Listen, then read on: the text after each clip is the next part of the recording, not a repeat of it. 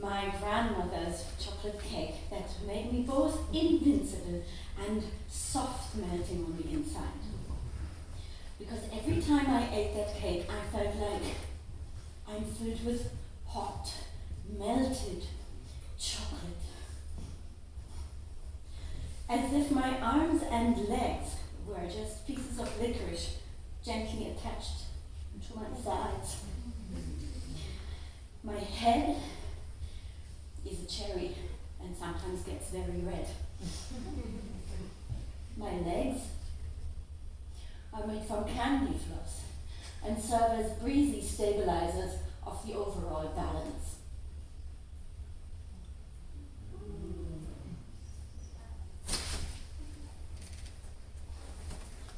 The different parts of my body are connected by sugar icing which melts at 20 degrees.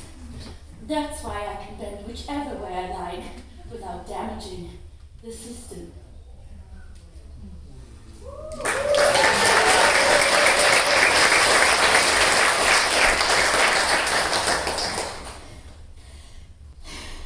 After a performance like this, I'm always very happy that there's no damage to my system. Now we hope that after these very detailed explanations, you are able to do a handstand. Fantastic! I'm not going to ask you to demonstrate now. I'm going to ask you to do that later in the foyer. And until then, we are going to have a grand finale here because now we are going to bake the actual cake of my grandmother, for which I have brought a mixer, just like she would have used for baking cakes. And of course, I have also brought the flour. A round of applause for the flour.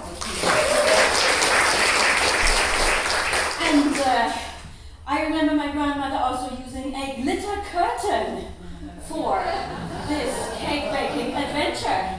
Ladies and gentlemen, my glitter curtain.